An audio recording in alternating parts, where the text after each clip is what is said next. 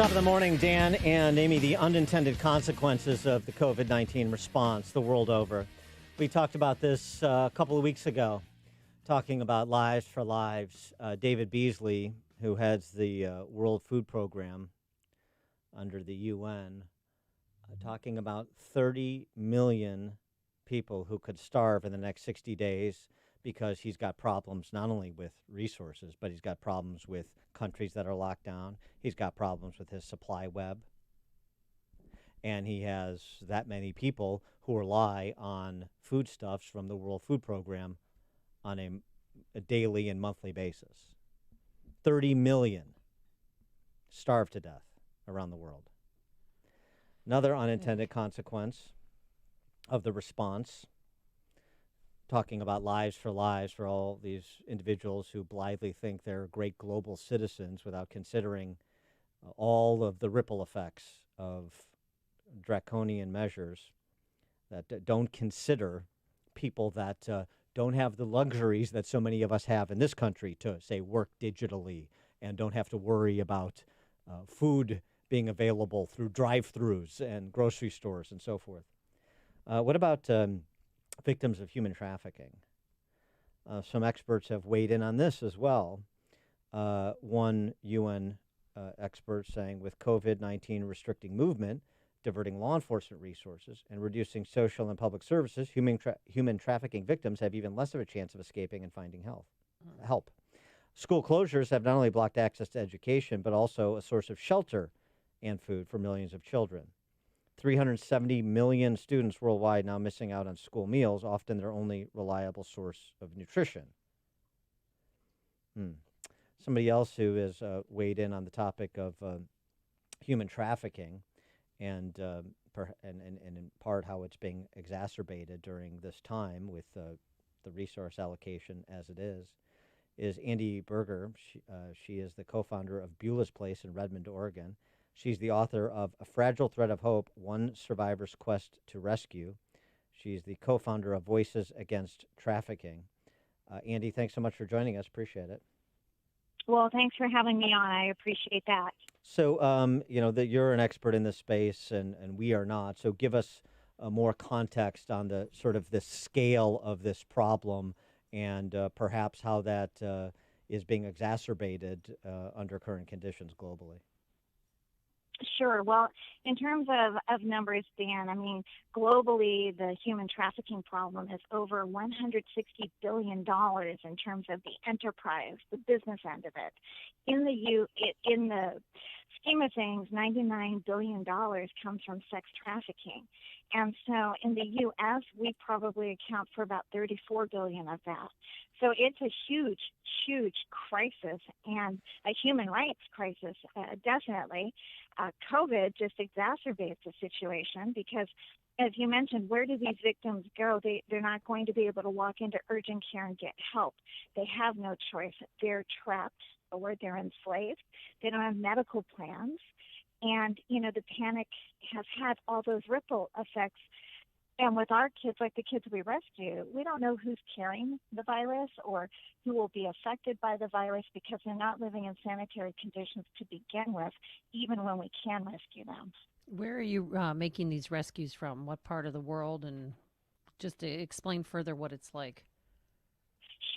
Sure. I live in Oregon, at Central Oregon, right in the middle of the state, and that's where Beulah's Place is based, although we've had kids come to us from different states in the U.S., and not all of them are trafficked. A good portion of them are. Many of them have chosen the streets because it's safer than what they came from, meaning the abuse or the situation wherever they were was so grave or so impacting that they went to the streets hoping it would be safer. And as we know, the streets are not safer. And so that's where these kids, we get referred to from schools, from DHS, from all churches, business people who see these kids, and also the kids that we've rescued. They know where these other kids are that are sleeping in the parks and in cars. And so that's where we find our kids who are literally going to die on the street without intercession. I understand from reading a piece that you wrote for thestream.org that you are a survivor of enslavement yourself. What about your story are you comfortable sharing? Yes, that's true. Before human trafficking was ever a term, we were barely talking about child abuse in the 60s and early 70s. I was trafficked by all immediate family and extended family members from ages 6 months to 17 years old. And so by the time I was 5, things were so bad, and my birth mother was my primary sexual predator. That was my first attempt at suicide. Wow. And then how did you get help, or how did you have the strength to leave? What happened? Well, in my life, as I was sitting on the curb waiting for a car to be coming by fast enough, I looked into the sky, and it was so blue and so huge. I thought, somebody must have made that. There's got to be something or someone bigger out there than the people that are hurting me. And so in my life, God interceded. In other people's lives, it's something else. But I knew that if I lived, I won. And if I died, they won. Very primal, I was 5. But I just felt like I had to have some purpose in life. And so it was very, very, very difficult, because the last time my birth mother tried to take my life, I was 17, and there was no place to go. And so you escaped this life, you found these organizations and dedicate your life to helping other people similarly situated. So what are things, I mean, and again, people think about this in third world countries, the idea of being enslaved in the United States sounds Right. foreign, right?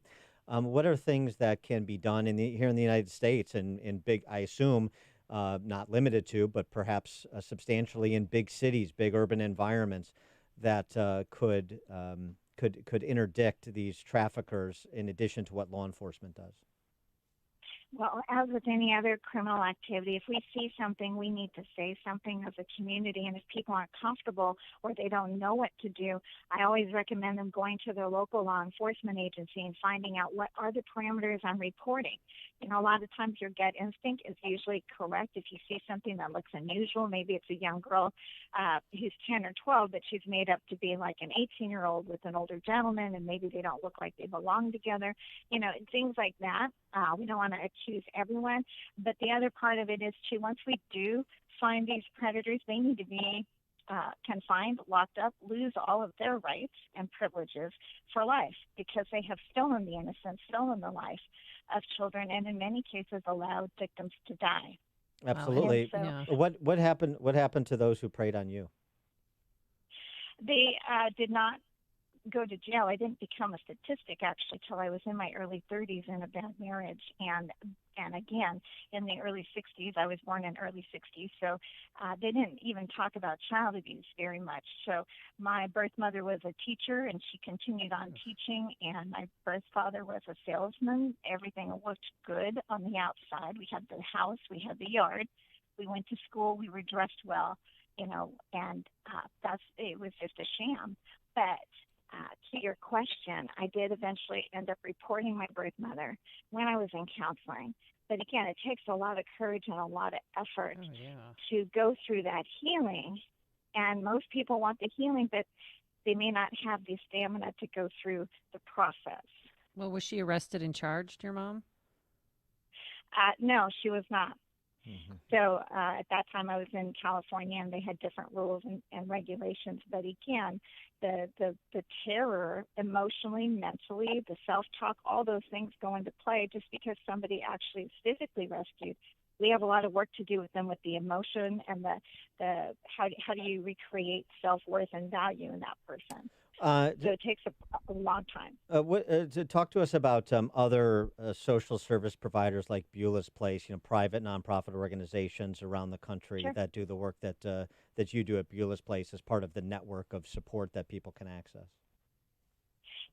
Well, for us, they can definitely go to beulahsplace.org and find out hotline numbers, information that they need. There are a lot of us out there. We're small. We don't get the press necessarily, but we are doing the work. We have been an all-volunteer organization for 11 years with a 92% success rate of these kids staying independent, finishing high school, and having jobs and giving back, once they graduate our program.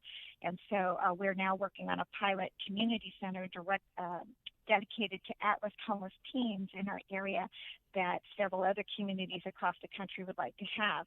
So part of what I do is go speak and create greater awareness, work with congressional members on both sides of the fence to get a more collective voice against trafficking, because we have got to put a dent in this before all of our future is gone, and all of our future belongs in our youth. How long has COVID-19 affected your organization? Have you had any cuts or what's going on? Yes, we've had a decrease in donations right now because people are scared, they're nervous, or they've lost jobs or they've been cut back. We understand that. It just makes it difficult to get the supplies and things that we need. But to the other point, we cannot take kids into a building or to a home in our safe house system because of this. And it makes it difficult. So we've devised a drop-off pickup point when we do get a call about a young person, like yesterday, a young person living in their car. So we're going to make sure they have food, clothing, water, do the best we can to make that young person comfortable with some support until we can find a place to house them. How many kids have gone through your program over the 11 years? We've housed 40 in the last few years, and that were 18 to 21, and reduced suicide rates in that group. And we have helped without the housing because we don't have that licensing. We've helped probably 230 minors between 14 and 19 years old, and 14 and 18. The Beulah's place, where does the name come from? Beulah was my husband's mother's name, who passed before we met about 20 years ago. And so it was one way to honor her for all that she did for kids and people, but also in old biblical times, there's a place called Beulah land, which is between heaven and earth, and our kids are between childhood and adulthood. So it seemed to fit.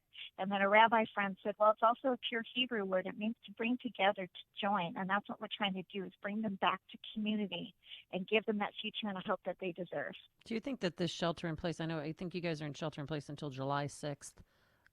Do you think that it's hurting young girls who might be being abused by their family members at home? Yes, definitely.